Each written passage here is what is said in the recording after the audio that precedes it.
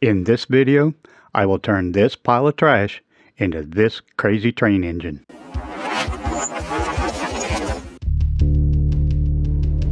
I started with the frame from this old water blaster and glued it back together. For the base, I used this Halloween skull decoration. After a bit of brain surgery, I fit the skull to the front of the frame. And this was the look I saw in my head. Then I started on the axles. This is 12 gauge aluminum wire. Using a pin vise to drill a hole in the bottle cap that will be the wheels. Here I'm cutting tubes for the axles out of old ink pens with a hobby saw. Here I'm gluing the bottle caps together to form the wheels. Then I began assembling the wheels and axles using beads and super glue and baking soda. A few more beads and tubes, another wheel to finish it off.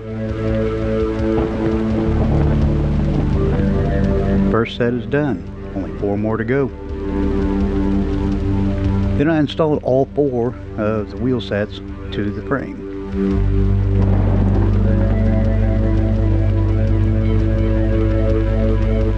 Time to fill it in and bulk it up a little.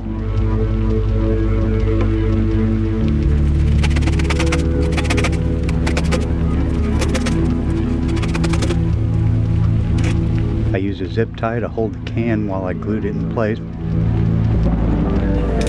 Then later decided to leave it because it looked fine. This is 16 gauge solid wire I found at a yard sale. It's stiff and holds its shape. This bundle of wire will form the interface from the skull to the tank engine. A little hot glue to hold them in place. This time, drilling holes in the skull was the answer.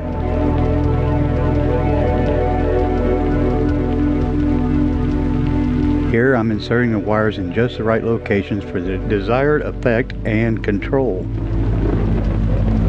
Making use of the cutoffs to be used as greebles.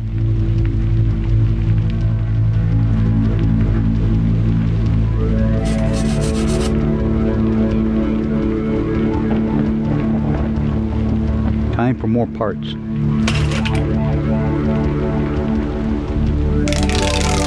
Ah, that's nice.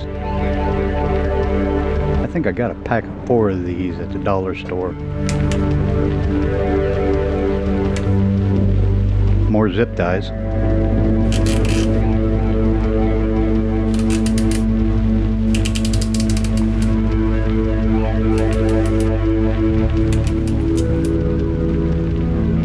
I won this zip tie tool.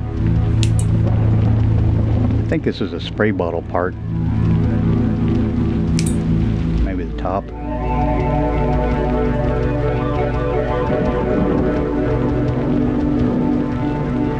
This is from some kind of a squirt bottle.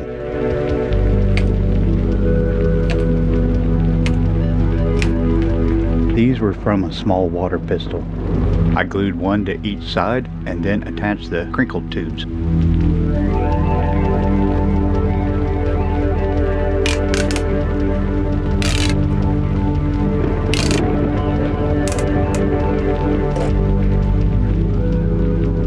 I poked little holes in the strips of the EVA craft foam and used them to cover the bad seams.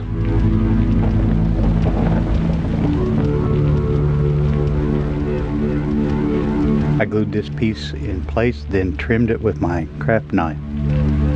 I'm using stick-on jams for rivets.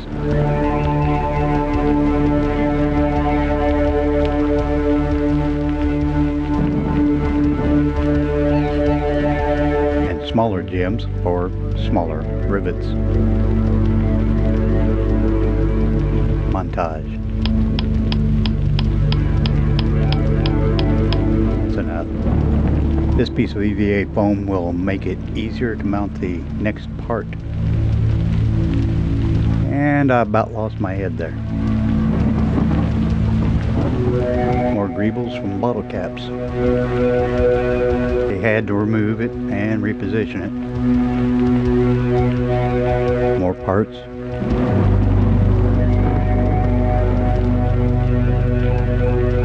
Ooh, tire tools.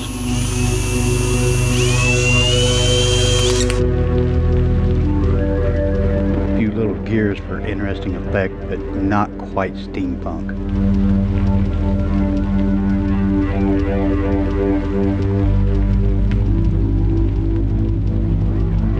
More parts from travel games. And a shooting star.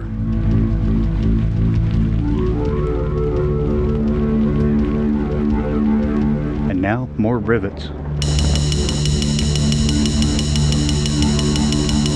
These pieces of EVA craft foam will be stuck in a few places all over it, make it look like repairs to battle damage.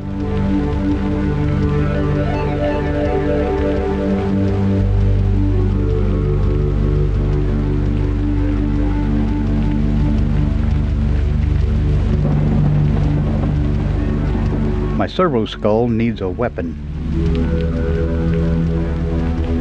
And now more rivets.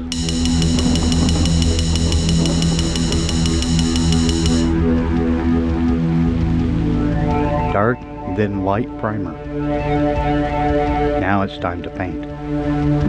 This was the first of several layers to get the look just the way I wanted it. Each layer added to the highlights and brought out more detail.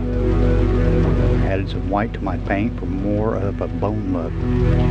Now a tan wash to add some depth back in. And a darker wash to bring out the cracks. It was really important to me to get the skull just right. So what do you think?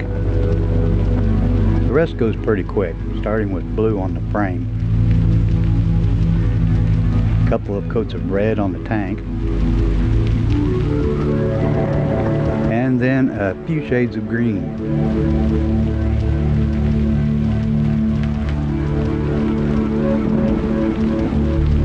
Now brown oil wash over the entire model to tie it together and give the desired grunginess. Grunginess, is that a word?